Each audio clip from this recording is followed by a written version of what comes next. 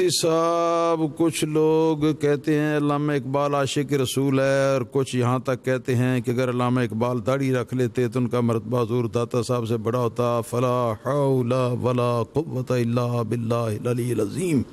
ہم علامہ اقبال کو یہ سمجھتے ہیں کہ علامہ اقبال ایک فیلسوف اور فلاسفر تھے، اور دوسرے نمبر پہ ایک انقلابی شاعر تھے، بڑے نیک نیت، اچھے خیالات والے، اچھے عقائد والے، اچھے جذبات والے۔ اور علامہ اقبال نے جو وصیت نامہ جاوید اقبال کو لکھا اپنی وفات سے پہلے، وہ وصیت نامہ جو ہے وہ منظر عام پر آ چکا ہے، وہ اس کی کاپی میرے پاس بھی ہے۔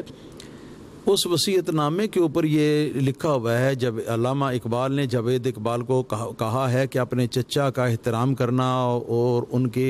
ضروریات کا خیال رکھنا، فلاں کام فلاں کام فلاں کام، پھر آخر میں لکھا کہ میں نے پوری دنیا کی خاک چھانی ہے، اور پوری دنیا کی خاک چھان کر تو جس چیز پر میرا دل آ کے ٹھہرا ہے، اور جس چیز کے اوپر میرے دل نے مہر لگائی ہے یا میرا دل مضبوط ہوا ہے جس چیز پر، تو وہ مذہب اہل سنت و جماعت ہے۔ اسی مذہب کے اوپر قائم رہنا اور اسی مذہب کے اوپر تلقین کرنا دوسروں کو قائم رہنے کی۔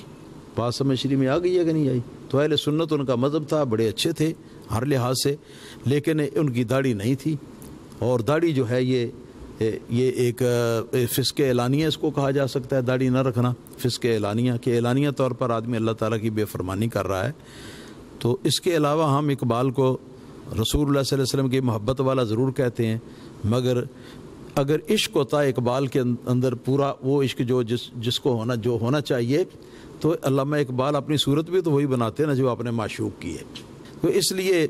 علامہ اقبال کو ہم حجت نہیں سمجھتے، البتہ ایک فیلسوف یا ایک فلاسفر سمجھتے ہیں، عظیم فلاسفر سمجھتے ہیں، عظیم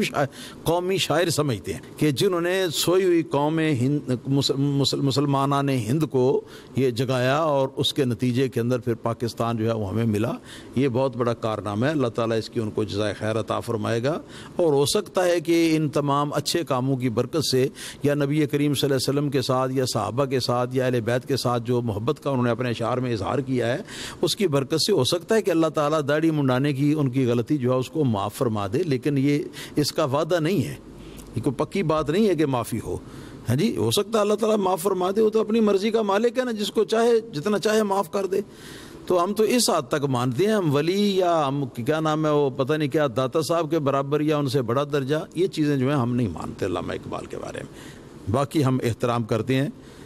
جو کہ میں نے عرض کی ہے۔